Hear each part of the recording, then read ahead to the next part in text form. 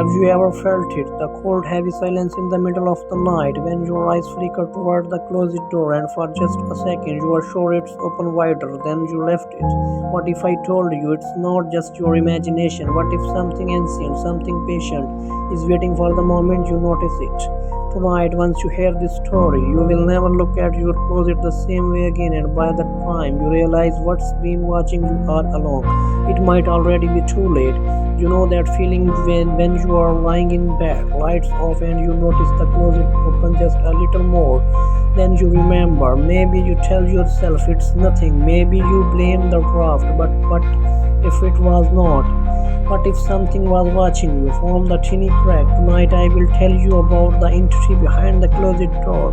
And once you hear this, you might never sleep the same way again. It started in a small town. In a normal house, a family lived there who did not believe in ghosts.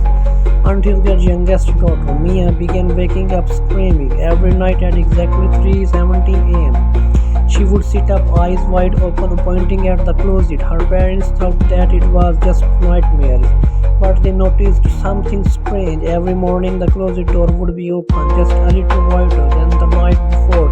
They thought Mia was opening it herself, sleepwalking, maybe, but even after locking, nailing it shut, and even removing the door entirely. It did not matter. Every morning, it would be there again, standing there slightly ajar, like it was waiting. They moved Mia to a new room. The first night she screamed again, but now pointing at a blank wall. That's when they started hearing it, a scratching, soft, deliberate from behind the wall.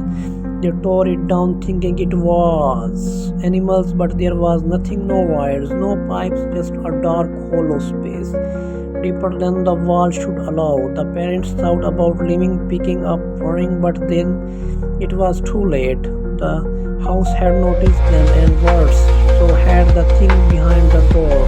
It started leaving gifts, a coat button from the no jacket, no aunt, a muddy child's shoe, a cracked doll with a frozen screen, always placed at Mia's bed, always after the closet opened just a little more. They called a priest. He refused to step inside, said there was something old there, older than the land, a darkness that could not be cleansed, only content. The family flew, new house, new city, but no matter where they went, the closet followed. Even rooms without closets would suddenly have one appear, always slightly open. Mia stopped sleeping altogether. She would sit up all night, starting at the door, waiting for it to open because she knew it was not gone, it was patient, it was just waiting. People say if you wake up and see the closed door cracked open, don't move, don't even blink. Because if you look too long, if you let it know you are awake, that's when it moves closer. Some say it feeds on fear, others say it's looking for something lost, a twin, a shadow, a reflection. No one really knows, because no one who's seen it fully ever talks about it. They either disappear or they wake up every night screaming, pointing at doors that are not there. An old neighbor once said, closet creak open not because of bad things, but because something is testing the gap, testing if you are paying attention, testing if you are ready. He said the entity crosses over only when you invite it, not with words but with fear. Every time you think about it, it grows stronger. Every time you stare into that darkness, it steps closer. One night Mia did not scream. She did not point. She just got up and walked through the open closet door. Her parents rushed in when they heard the crack, but all they found was the door swinging shut. No matter what they tore down, how hard they broke walls, they never found her, and by morning the closet had vanished. In its place was a blank, solid wall, as if it had never existed at all.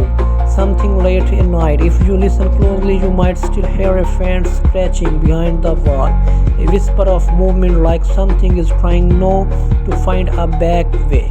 Some say they have seen Mia faces in the window, hollow eyes starting out. Others say if you get too close, you will say you close that door behind her, slightly open, waiting. And maybe you think you are safe watching this now, telling yourself it's just a story, just a silly story. But check your closet door right right now. Is it open? Even just a little, because once you notice it, once you truly notice it notices you too.